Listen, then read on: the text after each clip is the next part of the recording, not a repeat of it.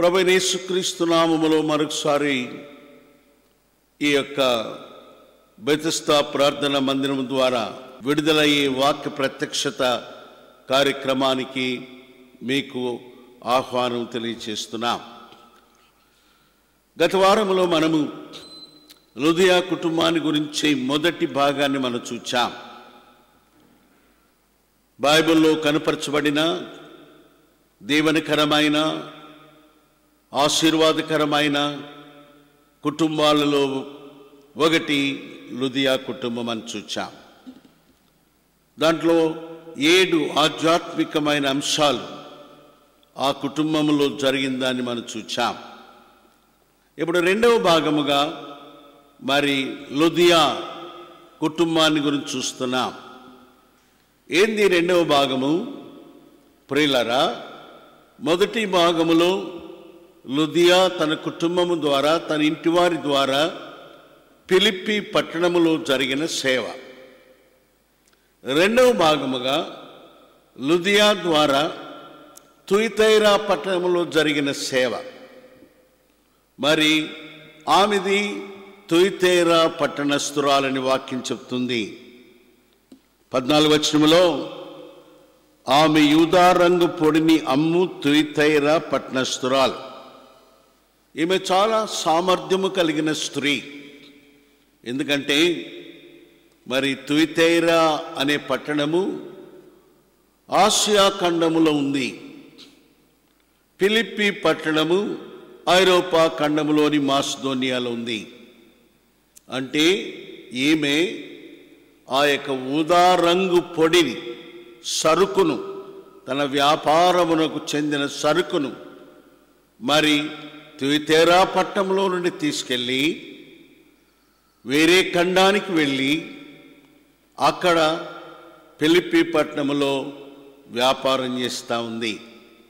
ఆ దినాలలో ఇప్పుడు మనకున్నటువంటి సులువైన ప్రయాణ సౌకర్యాలు లేవు. ట్రైన్లు లేవు, గూడ్స్ లేవు, లారీలు లేవు, ప్లేన్లు లేవు, కార్గో ట్రాన్స్పోర్ట్ లేదు. మరి ఎలాగా? ఆమె ఆనాడు మరి మాన్యువల్ మానవుల ద్వారా తీసుకుపోయే పడవలు లేక ఓడల గుండా ఆమె తీసుకెళ్ళింది. ఒక స్త్రీ ఎంత సామర్థ్యతో గమనించండి. ఆమె సామర్థ్యత దేవుడు తన పని కొరకే వాడుకున్నాడు. ఏంటది?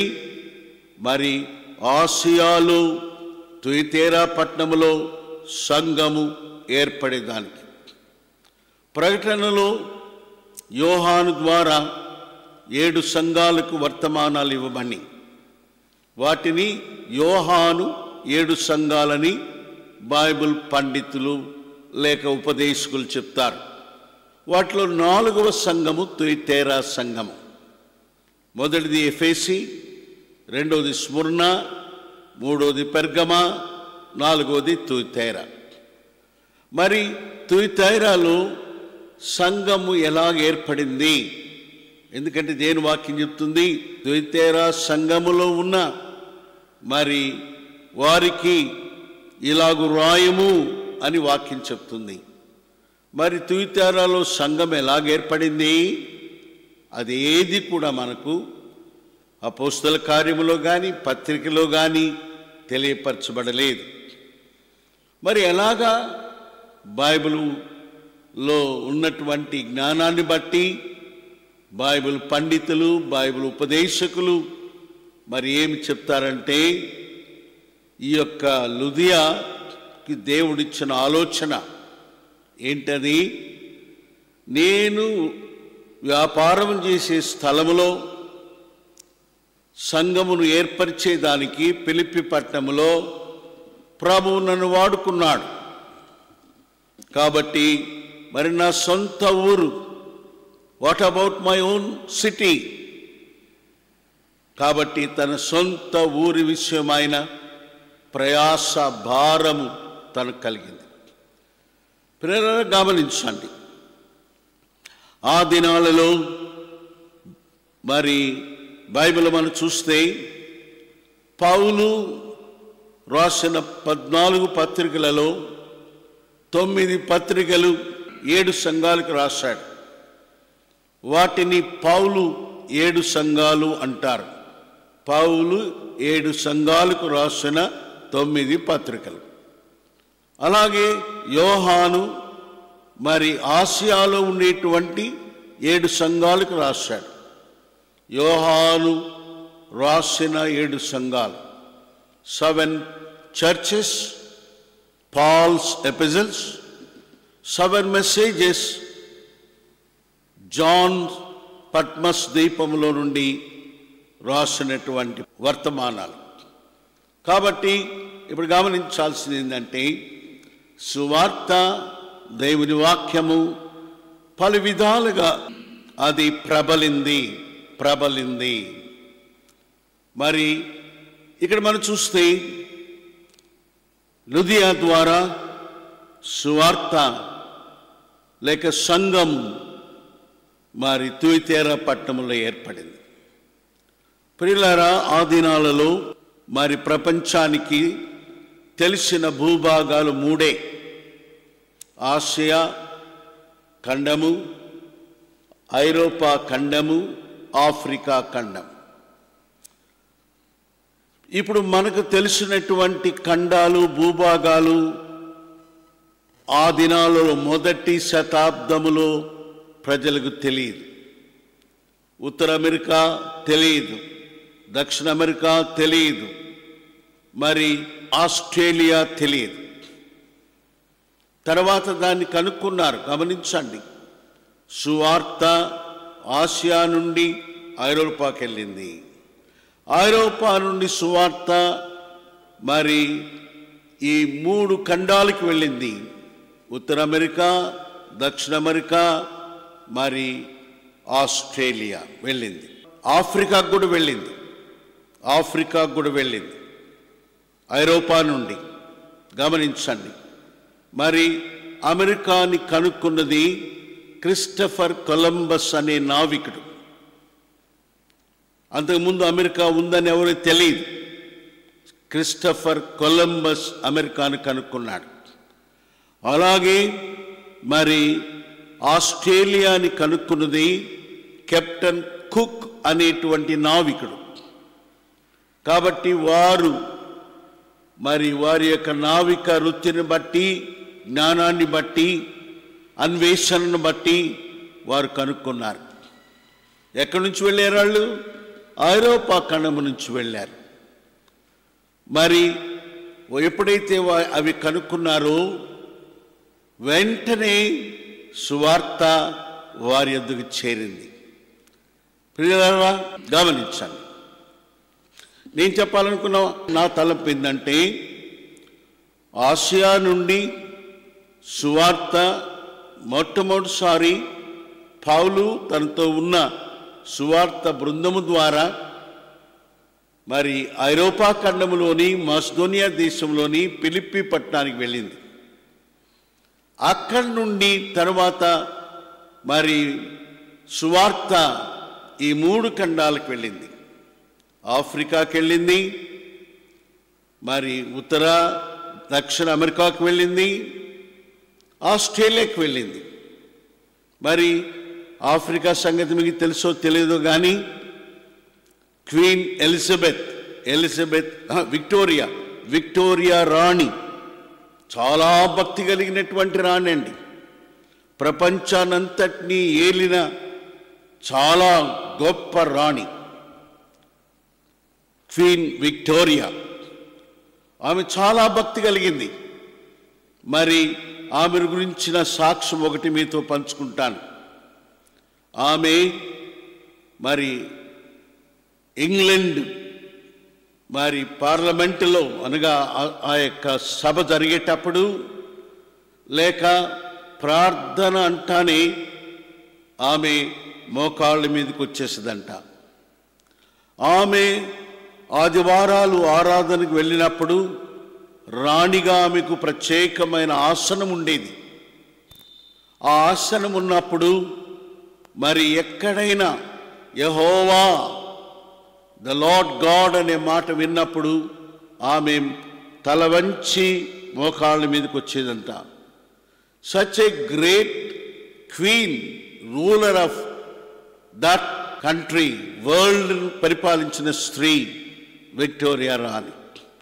ఆమె దినాలలో మరి ఒక శాస్త్రజ్ఞుడు, ఆయన పేరు David Livingstone. David Livingstone medical doctor. ఆయన మరి ఆఫ్రికాకు వెళ్ళాడు. ఆయన మెడికల్ శాస్త్రుడిగా వెళ్ళాడే కానీ ఆయనకు భారము సువార్త ప్రకటించాలని. ఆఫ్రికా అనేది ఒకటి ఉందని తెలుసు కానీ ఆఫ్రికాలో ఏమున్నాయి, ఆఫ్రికాలో నదులేంటి, పర్వతాలేంటి, పట్టణాలేంటి, ప్రదేశాలేంటి, ప్రజలేంటి అనేది ఎవరికి తెలియదు. అందుకని David Livingstone he's given the map of Africa to the world. ప్రపంచానికి ఆఫ్రికా మ్యాప్ తెలియజేసింది డేవిడ్ లివింగ్స్టన్. ప్రియులారా, సువార్త ఐరోపా ఖండం నుండి ఆఫ్రికాకి వెళ్ళింది. డేవిడ్ లివింగ్స్టన్ మరి తన అన్వేషణలో ఒక పెద్ద జలపాతం చూశాడు, వాటర్ ఫాల్స్ ఆఫ్రికాలో. దానికి ఆయన తనను పంపినటువంటి మరి విక్టోరియా రాణి పేరుతో విక్టోరియా ఫాల్స్ అని పేరు పెట్టాడు. ఇప్పటికీ ఆఫ్రికాలో విక్టోరియా ఫాల్స్ ఉంది. దాన్ని ఆయన చూచాడు తన అన్వేషణలో. ఎంత గొప్ప దైవజనుడు అంటే, ఆయన సువార్త ప్రకటిస్తూ ఒక స్థలానికి వెళ్ళి టెంట్లో, అది ఇల్లు లేవు, ఒక టెంట్ వేసుకొని గుడారం వేసుకొని అందులో ఉంటూ తనతో కూడా ఉన్నవారితో అక్కడ పేద ప్రజలకు వైద్యం చేస్తూ సువార్త ప్రకటించాడండి. ఎంత గొప్ప దైవజనుడు. ఒకసారి ఆయన టెంట్లో ఉండగా ఆయన ఉదయమునే లేచి మిగిలిన వారితో కూడా కలిసి తన పని కొనసాగించేవాడు. ఒకనాడు ఆయన టెంట్లో నుంచి బయటికి రాలేదు. ఆలస్యం అవుతుంది, తెల్లారింది, టైం అవుతుంది, ఆయన బయటికి రాలేదు. తనతో కూడా ఉన్నవారు అనుకున్నారు ఒకవేళ ఆయన ప్రార్థనలో ఉన్నాడేమో, ధ్యానములు ఉన్నాడేమో అనుకొని కొంత కనిపెట్టాడు. అయినా రాలేదు. అప్పుడు ఒకరు వెళ్ళి ఏమైందని తీసి చూస్తే ఆయన పడక మీద, మోకాళ్ళ మీద, పడక మీద వాలి 2 చేతులు ఇలాగా ఉంచి ఉన్నాడు. ప్రార్థనలో ఉన్నాడు అనుకున్నారు. తర్వాత ఆయన్ని కదిలించి చూస్తే కదలిక లేదు, చనిపోయినాడు ఆయన. అనగా ప్రాతకాలములో ఆఫ్రికాలో ఒక టెంట్లో మోకాళ్ళ మీద ప్రార్థనలో ఉండగా చనిపోయినాడు. Such a great missionary. ప్రియులారా, మరి అట్టి దైవజనుడి ద్వారా ఎందుకు చెప్తున్నా నేను, ఫిలిప్పీ నుండి సువార్త తుయితేరాకి వెళ్ళింది. డేవిడ్ లివింగ్స్టన్ ద్వారా సువార్త ఆఫ్రికా వెళ్ళింది. ఐరోపాలోని మిషనరీస్ ద్వారా క్రిస్టఫర్ కొలంబస్ అమెరికాను కనుక్కోవటం వలన అక్కడికి సువార్త వెళ్ళింది. ఐరోపా నుండి మరి కెప్టెన్ కుక్ కనుక్కున్న ఆస్ట్రేలియాకు సువార్త వెళ్ళింది. ఎస్, ఈనాడు సువార్తను గురించిన భారం మనం కలిగి ఉండాలా. కనుక ఈనాడు ప్రియులారా, మరి సువార్త మనం భారతదేశంలో ఉన్నాం. ఈ సువార్త ప్రకటించేటువంటి మరి హక్కు భారతదేశ రాజ్యాంగం మనకిచ్చింది. భారతదేశ రాజ్యాంగంలో ఉన్నటువంటి వాటిలో ఒక క్లాజ్ ఏంటో తెలుసా? మత ప్రమేయము లేని భారతదేశం అనే దాని కింద ఉన్న క్లాసుల్లో క్లాజ్ ఏంటంటే, the citizen of India has given the right to profess the faith he believes, to practice the faith one believes, to propagate the faith one believes.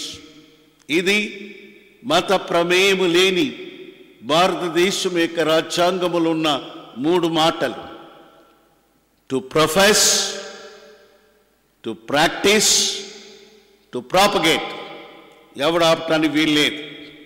ఇప్పుడు అంటున్నారు, మాకు కానీ 400 మంది ఎంపీలు వస్తే రాజ్యాంగాన్ని మార్చేస్తామని. ప్రార్థన చేయండి, ప్రార్థన చేయండి. భారతదేశం మనకిచ్చిన హక్కు సువార్తను ప్రకటించండి. మనం నమ్మాం అనగా టు ప్రొఫెస్, నీ నోటి ద్వారా నువ్వు నమ్మిన ప్రభు, నేను యేసు ప్రభు నమ్మాను, నేను క్రైస్తవుడిని అని చెప్పుకునేటువంటి హక్కు నీకు ఇవ్వబడింది.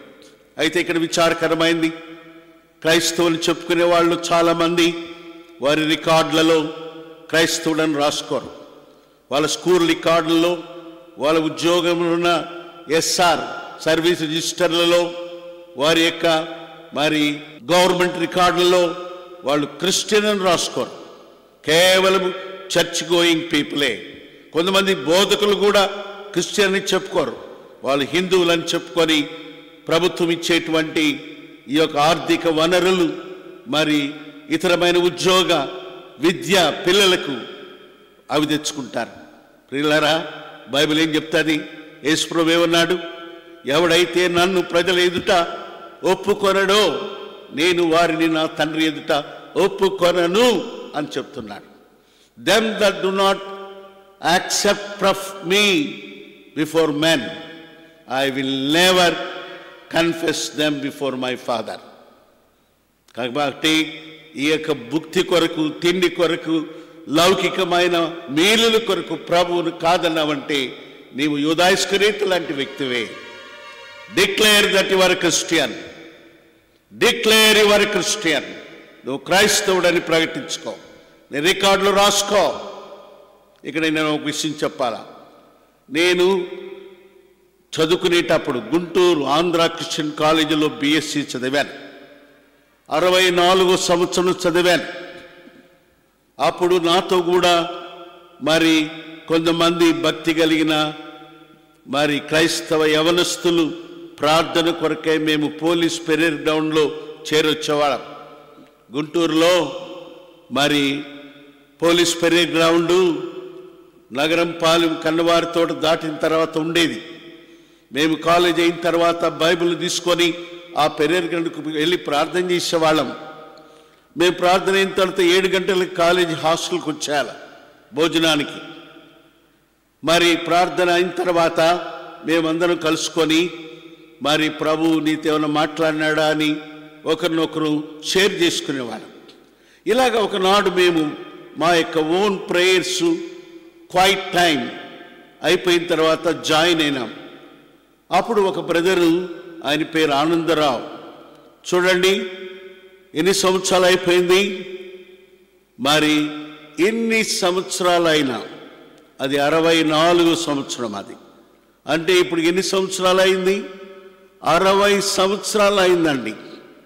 60 సంవత్సరాల క్రితము యంగ్ మ్యాన్గా నేను 17-18 సంవత్సరాలప్పుడు నా యొక్క ఆత్మీయ జీవితంలో జరిగిన సంఘటన జ్ఞాపకం చేస్తున్నా.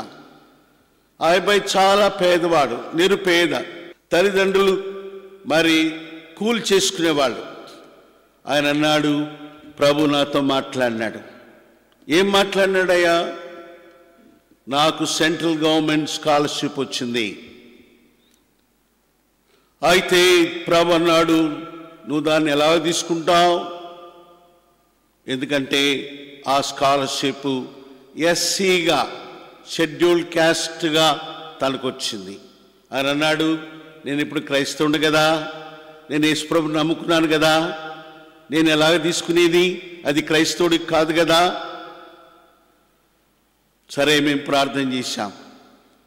మరి ఎలాగది రాకపోతే కాలేజీ హాస్టల్ బిల్ ఎట్ట పే చేస్తావు? ఏమైనా పర్వాలేదు, ప్రభు నాతో మాట్లాడినాడు. ఆయన next day AC college, Andhra Christian college scholarship clerk, ఆయన పేరు ఇప్పటికీ నాకు గుర్తుంది, చంద్రయ్య గారు. ఆయన కాడికి వెళ్ళి, సార్ నాకు స్కాలర్షిప్ వచ్చింది. అప్పుడు ఆయన రా సంతకం పెట్టు తీసుకోమంటే, లేదు సార్ ఒక విషయం నాకు మీరు క్లారిఫై చేయాలా. ఏంది? నేను ప్రభు నమ్ముకున్నా. ఆయన లూథరన్, నేను రక్షించబడ్డాను సార్, అది ఎస్సీ స్కాలర్షిప్. అవన్నీ ఎవడు అడిగాడురా నిన్ను, తీసుకోరా అంటాడు. లేదు సార్, ప్రభు నాతో మాట్లాడినాడు. మీరు రాయండి, తీసుకోమంటే తీసుకుంటా క్రిస్టియన్ అయిన తర్వాత.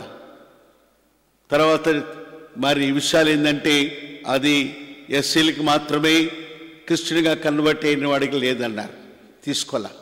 మరి ఎట్లా తన మిగిలిన మరి విద్యా కోర్సు హాస్టల్ నుంచి బయటకు వచ్చేసాడు. తను ఇంత కష్టాలు పడ్డాడంటే ఇప్పుడు ఆయన ఎక్కడున్నా నాకు తెలియదు. ప్రియులారా, మరి భారతదేశం మనకిచ్చినటువంటి మరి కాన్స్టిట్యూషన్ హక్కు ప్రకారము మూటిని నువ్వు జరిగించు.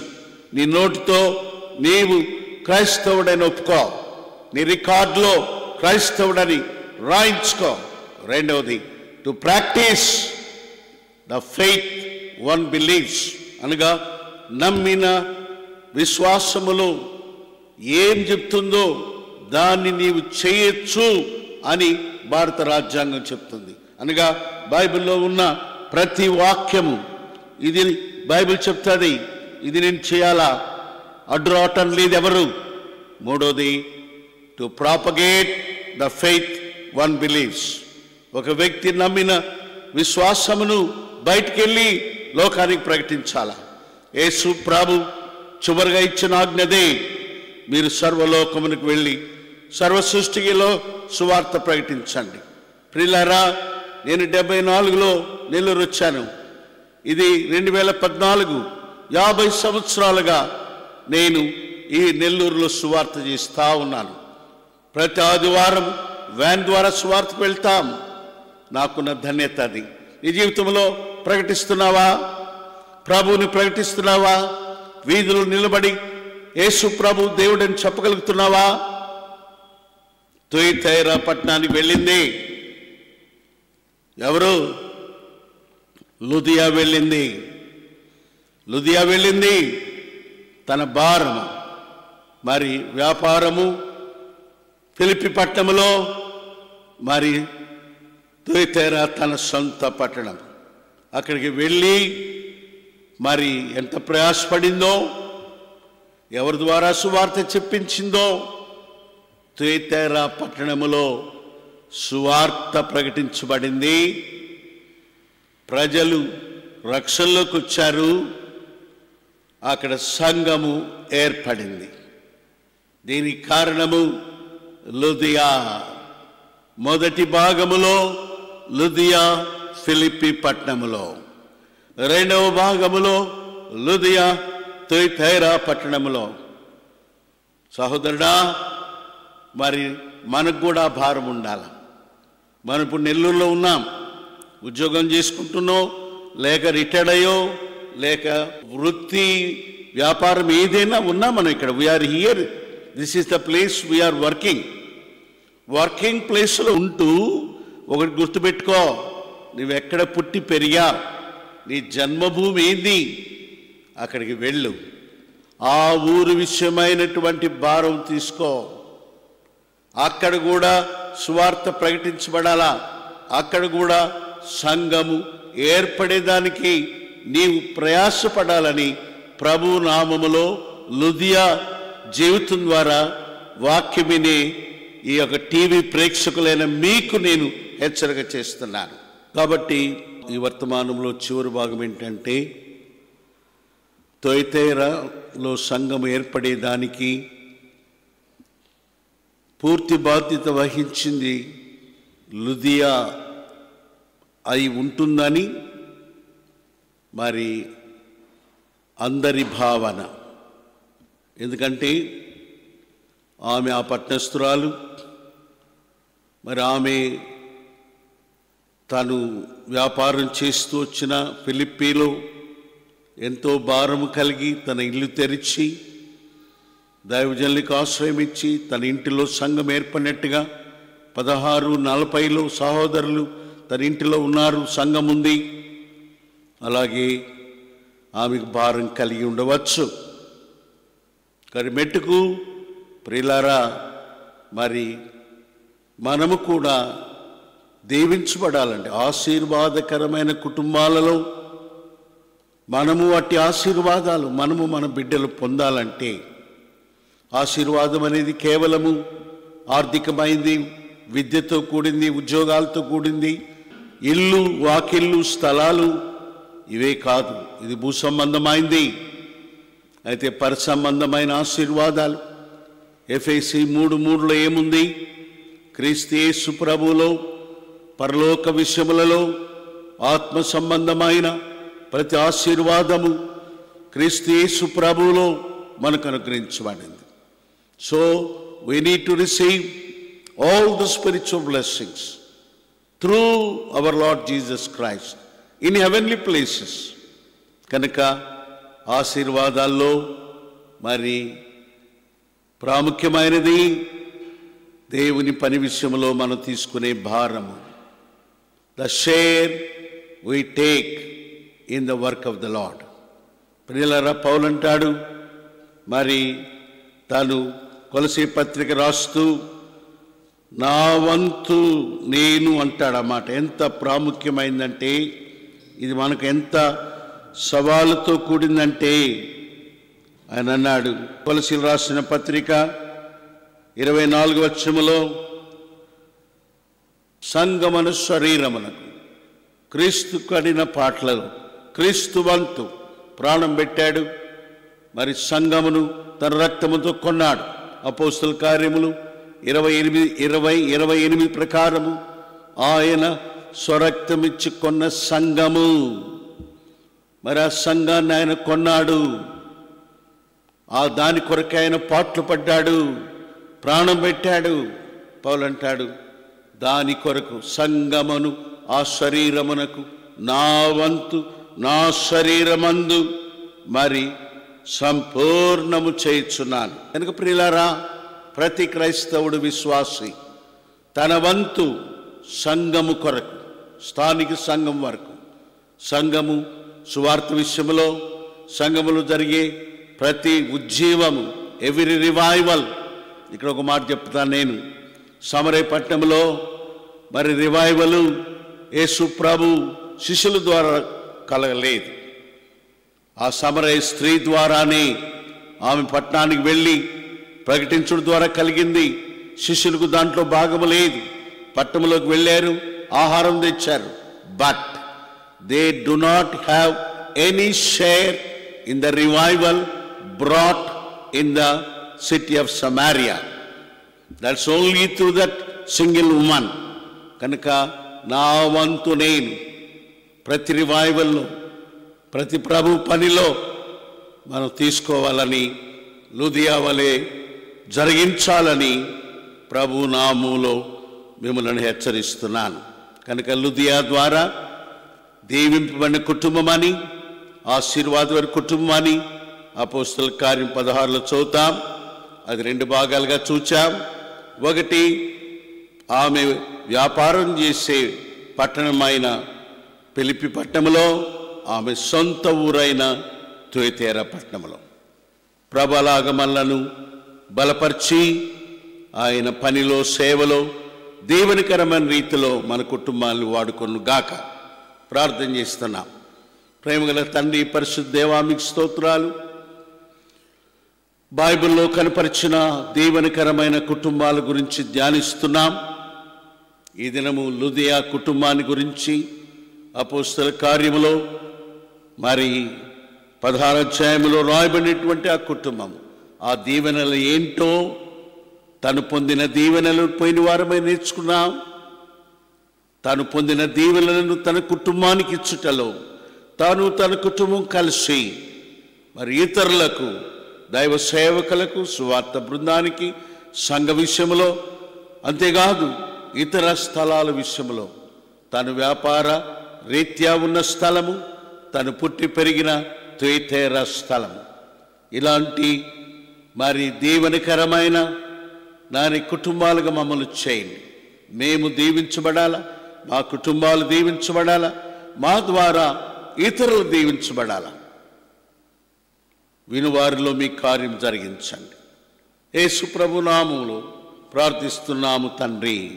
Amen, amen. నమస్కారం.